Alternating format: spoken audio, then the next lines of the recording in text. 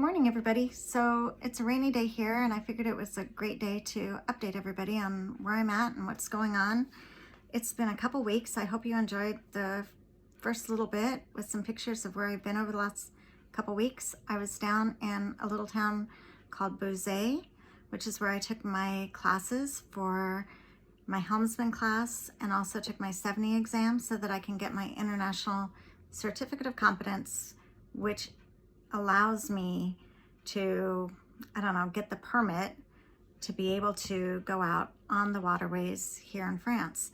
It took a while to find a class, an English class in English versus French, and it was on a barge, and so I got to spend 4 nights on the barge, and I spent 3 days at the helm of a boat. Actually, this enormous barge, which was like really, really big. Like 23, 24 meters by 12 meters. By 4 meters. And keep in mind, a lot of the locks and everything are only 5 meters. And a lot of the bridges as well. So you really have to be careful. And before every lock, you've got like a water current, and after every lock, you have a water current. So that's one of the things I did this week, or this last week. The other thing I did was I was in Paris working on getting my passport, which I've been trying to get it a renewal ever since the beginning of the year. And so that is finally taken care of. My new passport should go to the embassy, and even though my current one doesn't expire till December, I'm really happy that I got this taken care of, because I'm not necessarily planning on being back in the United States this year. So my passport would expire. Let's see, other things that happened is I got my registration from Poland. And so because of Brexit, I was told that my boat, since it was registered in the United Kingdom, would have to go back to the United Kingdom every 2 years, and basically the boat has to have its own visa to be in France, which kind of sucks. So when I was looking at getting my registration here for the boat, it turns out that they were like, well, if you're going to keep it in the UK, you have to leave and get the boat back to the UK. And the only way to really do that is to have it shipped to the UK. And that's pretty costly. I think it's like 4,000 euros or 5,000 euros each time you ship it one direction or another. Anyways, it's a big boat and it costs a lot of money to ship it. Not something I really want to do, because I really want to be here in Europe. So that got done. And what else? I, of course, changed my oil and filters and all that good stuff on my boat, and it's a whole lot easier on this engine because it's actually got a pump out, which is really cool. But let's get back to the locks, because I've gone through about 5 locks here, both up and down. And of course, going up locks is a whole lot more difficult than coming down, because the water is rushing in around you, which is what caused me such great pain when I was in the Erie Canal, and my whole body was bruised in one lock where my boat got flipped sideways. So these locks are a lot smaller. There isn't as much wiggle room, and I will be in these locks by myself for the most part, as long as they're in the canals. The canal locks are smaller than the river locks. The river locks have floating bollards, which is great. I know how to do those, but I know how to do them on a small boat, not this like really long, skinny, narrow boat, even if it is a wide beam narrow boat.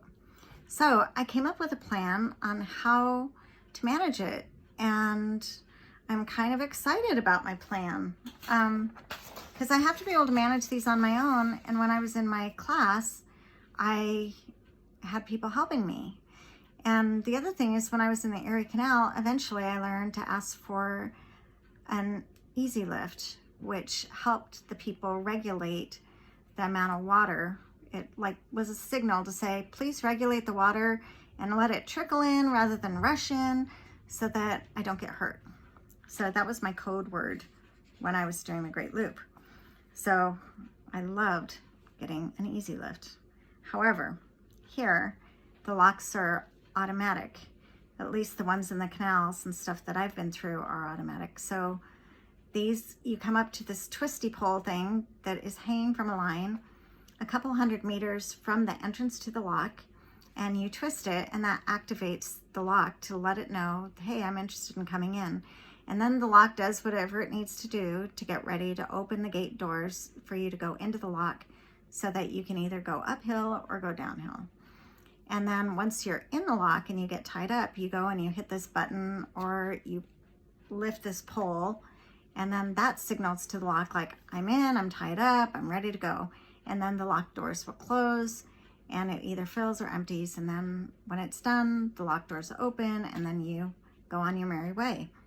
So there won't be anybody there to give me an easy lift. So I just need to know, I need to make sure my boat is safe for me to handle. So I've come up with this plan because this boat has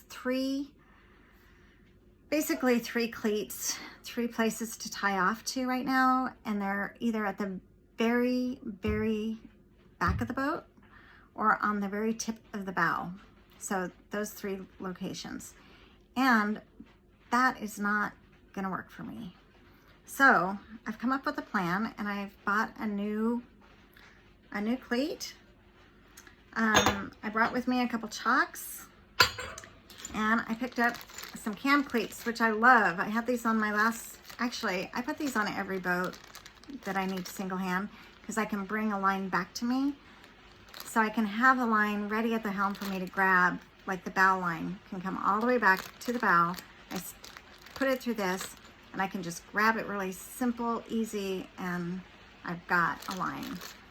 Anyways, but this is, I'm gonna just cover up my face. This is my plan. So actually, this is the bow of the boat, the stern, and I'm thinking about putting a couple cleats in the middle to give me some horizontal leverage to the wall, because this would be like the bollard on the wall. And then also a couple up here to do more midship cleats. So that's the plan, and we'll see how well it works. I'm thinking it's going to work really well. I'm kind of excited about this. Of course, the part I'm not excited about is I'm going to have to like remove one of these headliners that's got all the lights in it, and a couple of them I might have to do something near my kitchen counter. That's going to make it a little tricky over there, because how do you access that area? So there's a couple things I'm going to have to really look at and putting in these cleats. So we'll see. Anyway, that's the plan. I'm kind of excited. Trying to think what else. Oh, artwork. I've been doing lots of artwork, which is really cool. And next week, I'm supposed to be meeting some friends in Greece in just a few days, so I'm excited about that. My writer's retreat that was supposed to be coming up in October has been postponed once again. It actually went, this pandemic, it's a COVID thing. What can I say? It has been postponed, and postponed again. So it went, I think I first signed up for May, got postponed to July, got postponed to October, then it got postponed again to this October, and now from this October, it's gonna get postponed, I believe, to May 2023. Ugh, COVID. We hate COVID. Anyhow, the only other thing is, it seems like everything is crazy with COVID right now. And so one of my concerns is getting stuck somewhere, like when I go to Greece next week. I don't want to get stuck in Greece, because I still want to come back to my boat before my 90-day Schengen visa is up. But in Greece, I'm working on a permanent residency, so that when I do come back to my boat, I can stay here. So once my permanent residency is taken care of, I can come back here. So as soon as my Schengen visa is up, hopefully by then I will have this blue certificate or whatever to allow me to stay in Greece.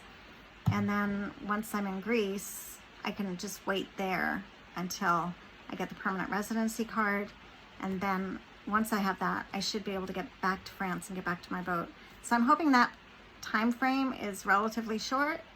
And so just keep your fingers crossed and hope it all works out. But I think August 27th is the last day I'm allowed to be in France officially. So let's hope everything goes through quickly on my passport stuff. Well, not my passport, but my residency for Greece. I know, I'm just like a European girl now.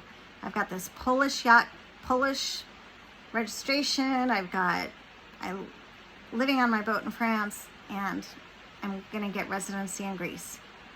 Yes, and somehow I'm still an American, and it's all good. So have a wonderful day, and I hope you enjoyed the video after this, which is just walking around. If I can attach it, we'll see. So that's the plan. Have a great day. Take care, and please stay safe. Bye.